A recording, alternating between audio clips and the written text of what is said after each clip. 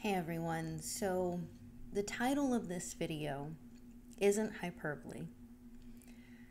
As the child of a baby boomer, I struggle with thinking about whether or not my mother's feminism, and in turn my own feminism, might have played a huge part in very dark periods of my life.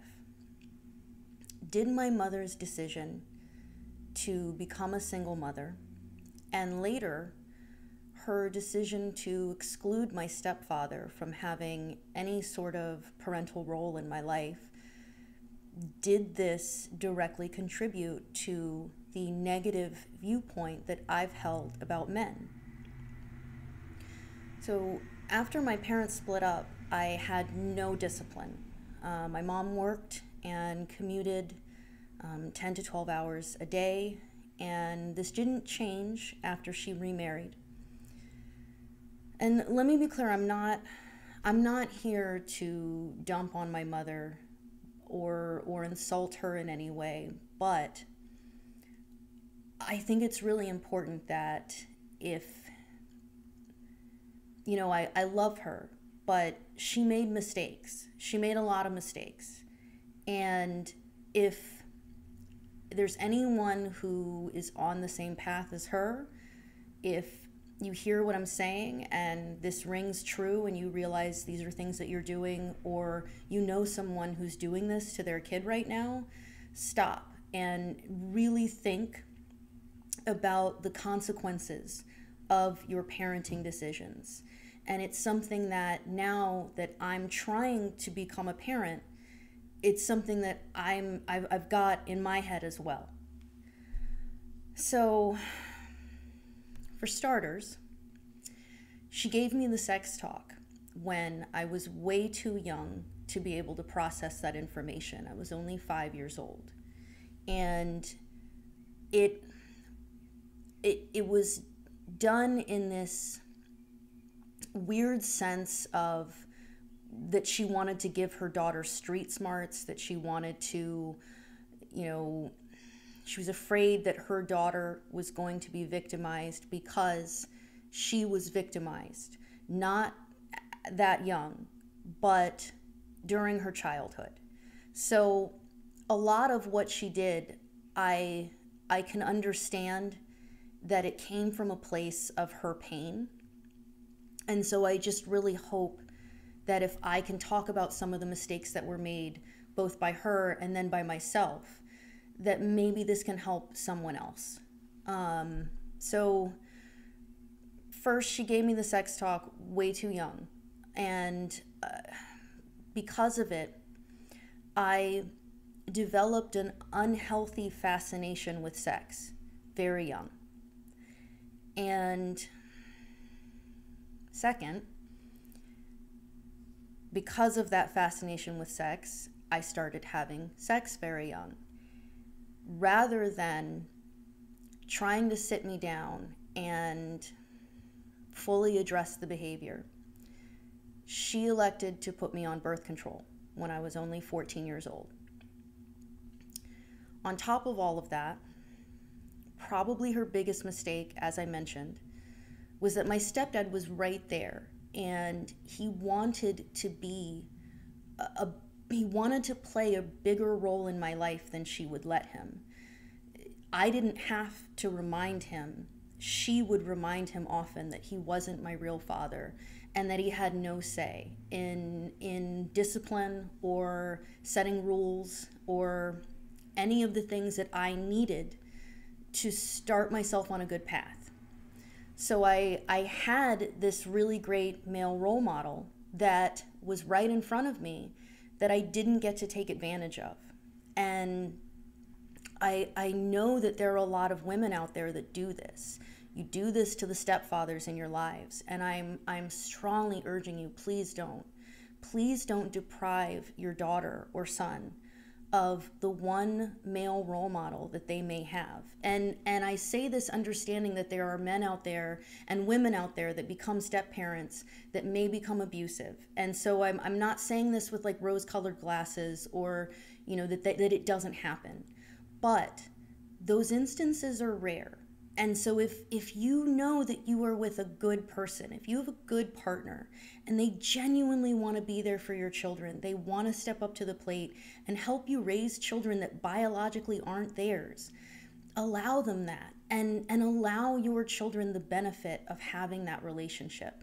Because it could end up like myself, where I had very real consequences just because my behavior was so deplorable.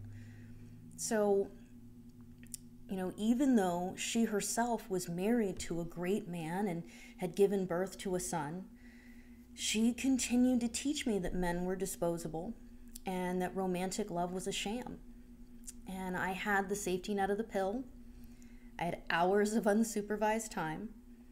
And I had a mom at home encouraging me to be an independent, liberated woman who was a high school student. And I think the saving grace for me was that I have a lot of amazing men in my immediate family. So I had all these really great examples of what good men could be.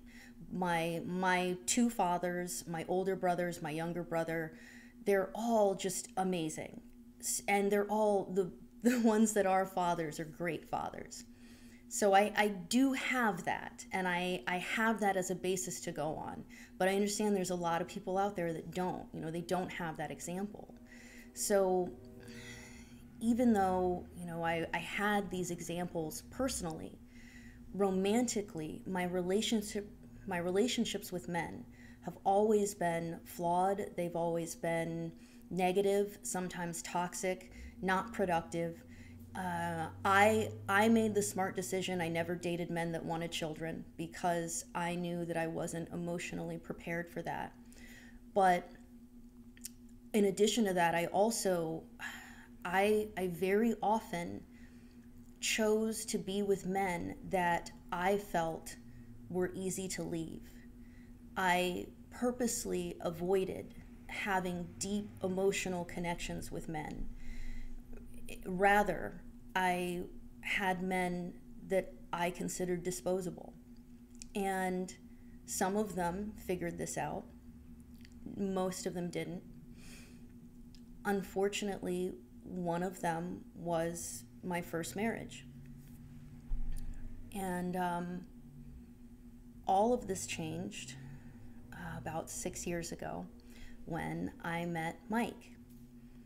And I was separated. I was still living, well, I was back living with my folks. And Mike is the first alpha male that I've ever dated. But when we met, we were actually both still pro-choice feminists. It first started changing for him around 2015, when after a lifetime of championing women, he began getting attacked online by his female friends for being a straight white male. It took me a little longer to see it, but eventually I noticed this trait in a lot of my own friends too.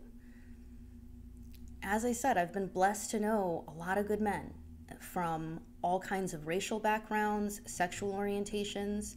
So for me, it was shocking and disappointing and just saddening to see men suddenly become enemy number one, suddenly become demonized and denigrated, especially straight men. So my own personal journey away from the term feminist has been pretty disappointing for my mom. When I met Mike, I was working 2 jobs at 50 to 60 hours a week and barely making half of what he did. And it wasn't because of sexism. It was because I chose the lucrative field of journalism. While I loved my career in writing and I was doing the work I'd been aspiring to do for years, it was what I went to college for, I was living out my dream. But writing does not pay well. And even doing what I was doing, I was considered really well paid, but it's not enough. It wasn't enough. I wasn't going to become that great American novelist that I wanted to be. I was a journalist. I've worked for a lot of different publications. I no longer talk about where I've worked because my viewpoints, I do get threatened a lot with doxing.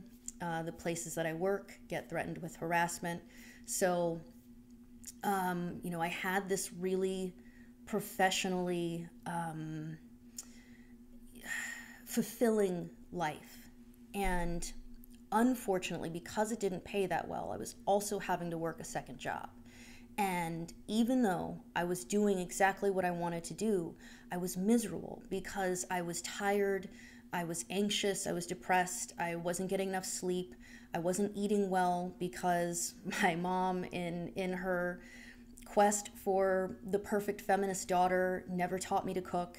And making the money I was making, I didn't care to learn. I just, was eating out all the time and heating stuff up quickly at home and just had a horrible diet. And again, I got to credit Mike because he actually, he would make dinner a lot in the early days. And he started showing me cooking techniques. He started teaching me really basic, cooking meals and dishes. And it awoke something in me. I genuinely love to cook now, and I've become a better cook than him.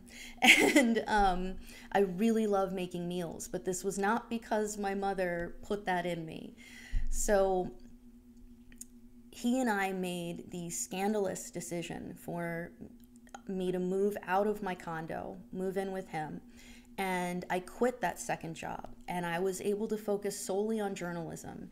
And for about a year, it was just the best. Like, I had the best career. I had everything I wanted. It was great. And it was stressful, but it was so rewarding. And I wouldn't have been able to do that without having this great partner. So even when that fell apart, when the company that I was working for the most, they ended up selling the app that we were developing to a different company or corporation that was actually out of the country. So I had the choice of either relocating to New York, where they were going to be doing all of their communication and all of their liaisons between where they were located and the US. I had to choose. I could either go to New York or I had to quit. So I got laid off because I do not want to live in New York, which is probably the biggest reason why I'm not as big of a writer as I could have been. But again, I wouldn't have been able to make that choice if I didn't have a supportive partner. And eventually, I ended up going in a completely different direction. I walked away from journalism. As a lot of you know, I got into crisis hotline counseling. I did that for a few years. And eventually, as anyone who's worked in human services knows, you know how much of a toll that can take on you. And so, even though I did it initially with a lot of resistance because I still had this feminist viewpoint in my head that I needed to work, I needed to contribute financially to my relationship, that I needed to be financially self-sufficient if things were to fall through the way my mother raised me.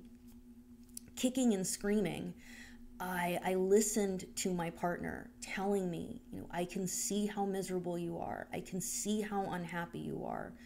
I can see that this job is not doing for you what it used to.